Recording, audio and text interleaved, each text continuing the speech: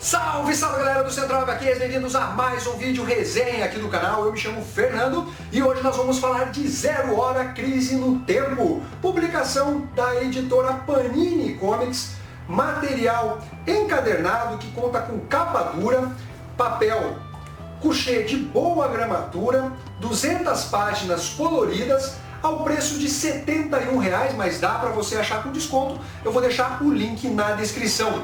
Essa publicação compila as edições de Showcase do ano de 94, 8 e 9 e também a minissérie principal Zero Hora Crise no Tempo 4 a 0. São 5 edições, começa da 4, 3, 2, 1 e vai até a edição número 0.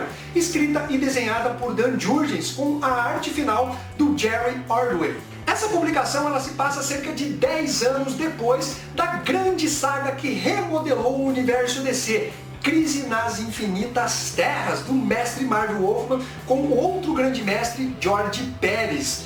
Essa é uma publicação que também tinha a ideia de remodelar o universo DC, organizar a cronologia de determinados personagens. E isso fica muito claro ao final da minissérie, quando nós temos aqui um apanhado geral da cronologia do universo DC, começando lá com os anciões de Oa, desde lá do Crona, olha só, vai passando pelas mais diversas décadas. E depois aqui temos mais uma entrevista que foi do Carlson, que foi o editor responsável por essa publicação Zero Hora. Bom, primeiramente eu quero comentar sobre a capa dessa edição. Olha só, galera, ela revela muito claramente quem seria o grande vilão da história. Eu não sei se foi exatamente um acerto da Panini ou se foi um equívoco, porque quando você lê a publicação, a ideia de que o Hal Jordan, na sua versão Parallax, seria o grande vilão dessa trama, é mostrado somente mais ao final da saga. Toda a construção ela é feita como se o extemporâneo fosse o cara que estivesse manipulando o tempo no universo DC. Então quando você bota de cara o Hal Jordan, quebra todo esse suspense, né? Ou essa virada de mesa.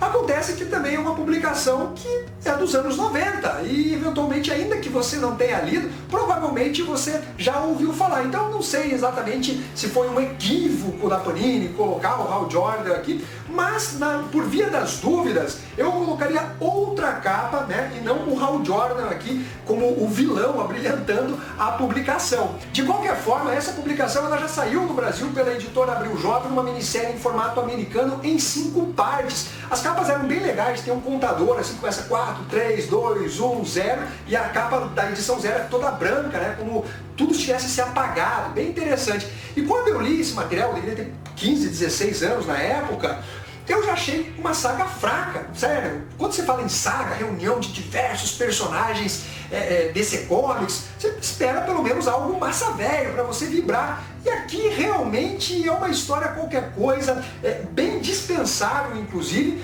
Você vai me perguntar, Fernando, o que eu preciso ter lido antes para compreender Zero Hora Crise no Tempo? Você na verdade não precisa ter lido nada, é uma história autocontida ainda, que obviamente depois dessa saga você vai ter reflexo em alguns títulos. É uma história que você consegue compreender do início ao final, mas se você quiser se aprofundar um pouquinho mais, eu recomendo vocês lerem o Crepúsculo Esmeralda e o Amanhecer Esmeralda. Foram publicações que saíram encadernados pela editora Panini Comics, mas são materiais antigos. Eu acho que alguma dessas deve também ter saído pela editora Eagle Moss, onde mostra o Hal Jordan, né, enfrentando a tropa dos Lanternas Verdes, roubando os anéis deles, para reconstruir Coast City, que foi destruída com o retorno do Superman, um plano elaborado pelo Super Cyborg com o Mongu. E isso foi mostrado na publicação A Morte do Superman, que foi publicado pela editora Panini Comics em 2 volumes. Claro que na época da Abril também foi apresentada essa história.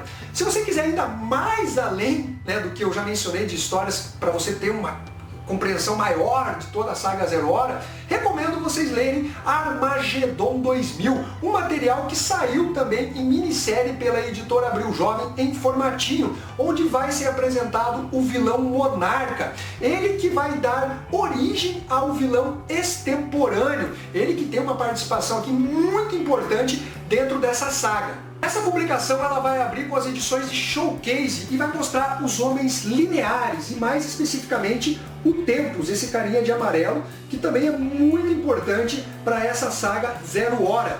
E essas duas edições vão mostrar a volta do monarca e a sua transformação no extemporâneo. Ele que tem a ideia de reformular o universo DC. Mas ali nas sombras é mostrado um personagem que está agindo em paralelo. É uma publicação que vai contar com grande parte do elenco do universo DC, inclusive algumas versões toscas, como o Guy Gardner, né, que era um Lanterna Verde e agora ele é um Warrior, que tem uma armadura que faz com que o corpo dele se transforme em arma. É uma coisa tosca assim no último. E é um material que vai mostrando grandes alterações que são feitas dentro do universo DC, exatamente por ações do extemporâneo e também desse outro personagem misterioso que está jogado aqui na capa da publicação. Então, por exemplo, o Batman de repente olha a Batgirl andando, sendo que nessa época ela já estava de cadeira de rodas, entre outras situações que começam a mostrar que o universo DC está sofrendo muitas manipulações temporais, com os personagens se modificando. E aí o Tempus vem e alerta, né, todo mundo, falando, pessoal, nós precisamos impedir essa ação que pode levar simplesmente a um reboot, a um reinício do universo DC. As nossas versões podem ser apagadas. E aí, obviamente, todos os heróis vão se unir para combater o extemporâneo, até que são surpreendidos, né, pelo Hal Jordan como o grande vilão. E aquela relação que ele tem com o Oliver Queen, ela é bem definidora dessa saga. Obviamente eu não vou ficar dando mais detalhes sobre como vai se findar essa grande saga. De qualquer forma, galera, nós temos aqui algo que foi pensado como uma ideia de organizar não só a cronologia DC, mas a passagem do tempo dentro do universo DC. Porque, porra, você pega os membros da Sociedade da Justiça da América, que surgiram na década de 40, quantos anos eles teriam, né? Então, o Pantera, o Jay, entre outros, eles seriam quase idosos, né? Então a ideia seria organizar isso, mas o tiro saiu pela culatra, porque, sinceramente, é uma história que tenta brincar com o espaço, com as modificações, mas tudo é feito com diálogos simplórios, numa história que não é realmente empolgante. A arte do Dan Jurgens, particularmente, eu gosto do estilo artístico dele, tem bem a cara dos anos 90, mas também está longe de ser o melhor trabalho que ele já fez. Na minha opinião, é exatamente a morte do Superman. Mas de qualquer forma, galera, nós temos aqui um material que vale apenas para colecionadores de sagas, que é o meu caso. Eu gosto de ter as grandes sagas porque são pontos importantes dentro da construção de cada um dos universos, seja da Marvel, seja da DC Comics, como nesse caso. Então, se você busca uma história legal, uma saga interessante, sem dúvida esse material não é para você. E é exatamente por isso que eu dou uma nota 6,5 para Zero Hora Crise no Tempo. Bom, galera, espero ter ajudado vocês com as informações e a resenha feita aqui nesse vídeo.